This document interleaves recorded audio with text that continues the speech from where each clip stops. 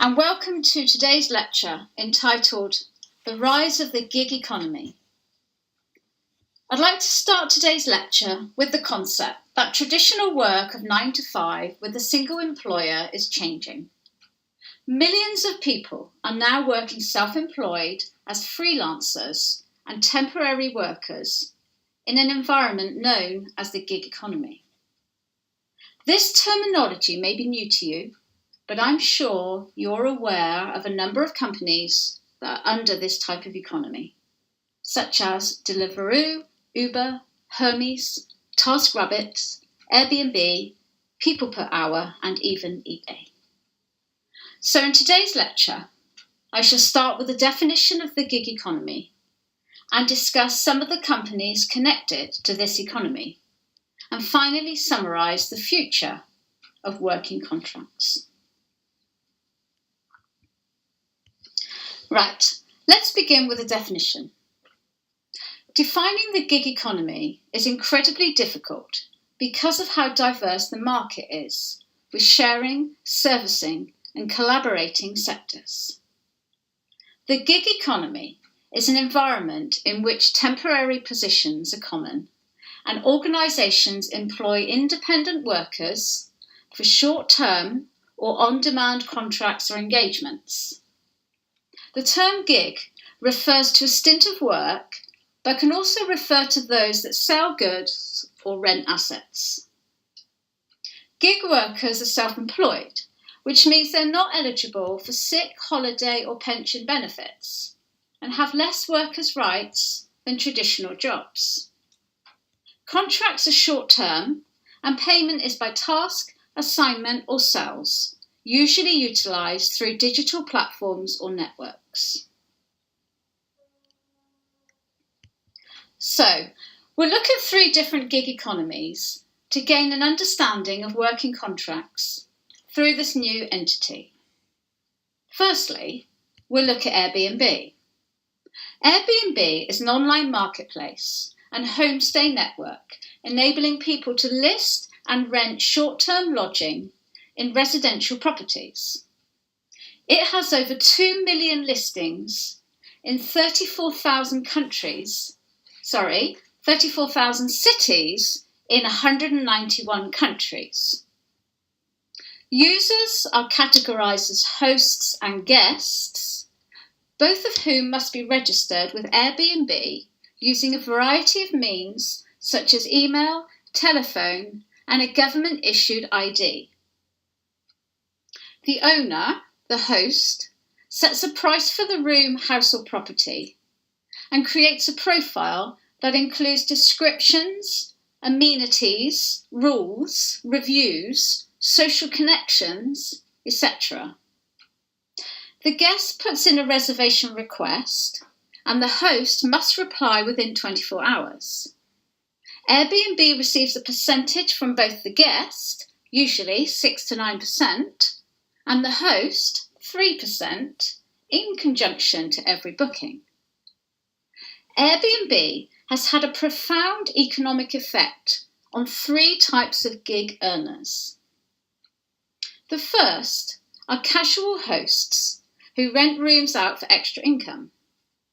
The second is wealthier homeowners who are now using the reliable service to rent out their holiday homes.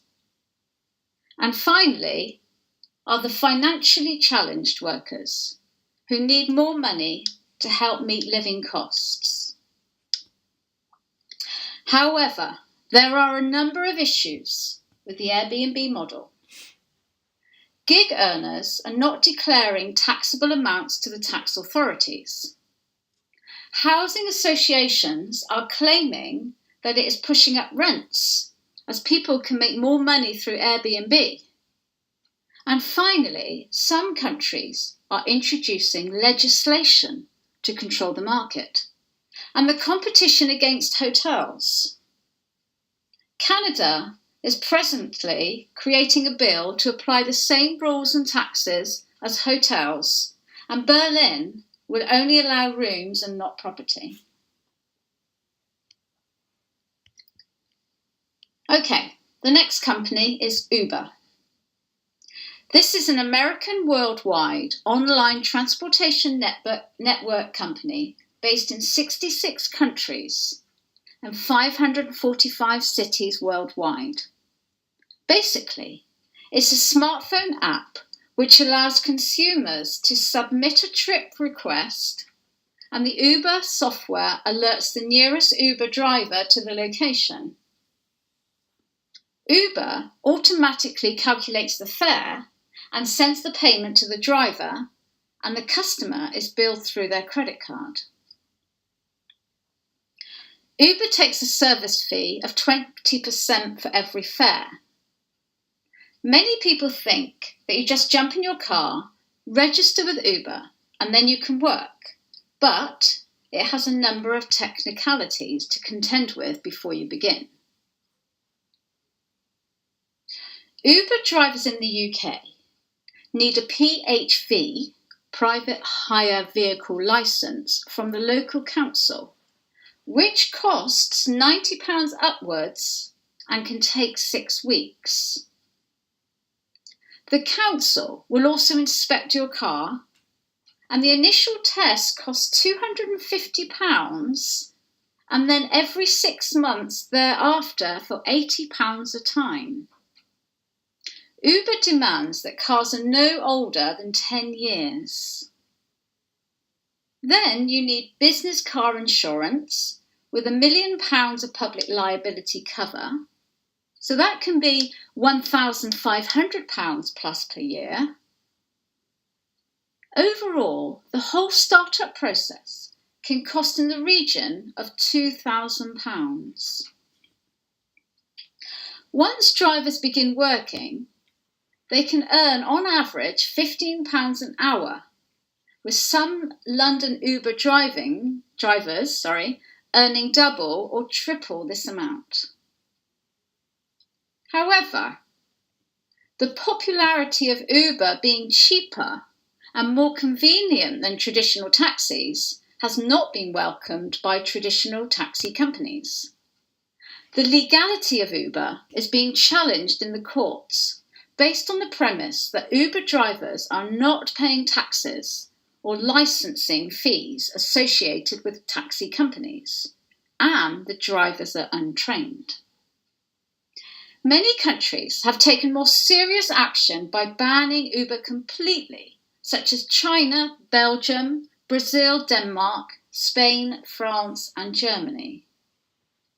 If this wasn't enough, in October 2016, the UK Uber drivers won a controversial legal battle against Uber over workers' rights, and the tribunal ruled that Uber has wrongly classified their drivers as self-employed, when in fact they are workers and should be entitled to the minimum wage and holiday pay. This ruling will have serious implications across all gig economy platforms. So, our final gig economy is TaskRabbit.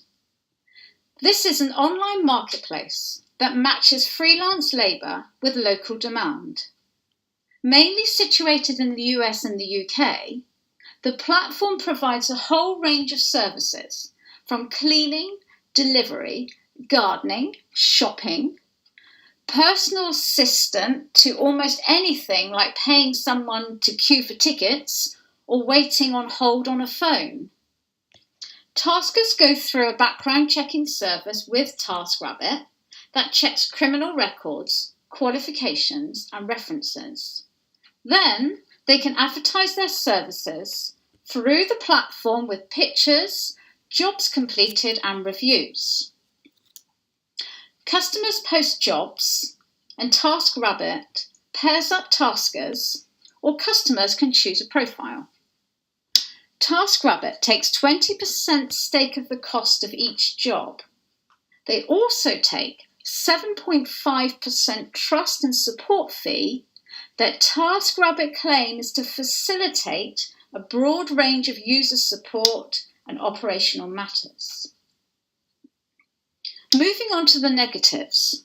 Like any platform that is based on trust and recommendation, One negative review can seriously damage a tasker's reputation and thus create unemployment. Competition is high for these low-skilled jobs, so this drives down wages, with only 10% of taskers earning a full-time wage. Recently, workers have complained about the platform's algorithm, which means that they have to respond to ads in 30 minutes or lose the task. Today, I have discussed and defined the gig economy and also explored 3 gig economy platforms. Is the gig economy here to stay? Well, yes, it seems to be the next evolution of the labour market, offering opportunities in a number of sharing, servicing and collaborating areas. Gig workers range from highly qualified freelancers to casual workers, down to those that are financially insecure and now have greater freedom on hours and days' works. However, as I have discussed today, there are a number of issues of legality connected to certain economies. There's the prevalent and growing question of defining gig workers as self-employed or employed by the gig economy, and whether they should be entitled to pension, holiday and sick pay. And finally, are some platforms increasing the availability of workers, so consequentially driving down wages? Overall, the gig economy is increasing productivity, boosting consumption, and creating avenues of employment, which is all necessary for the UK's prosperity and economic growth. Thank you.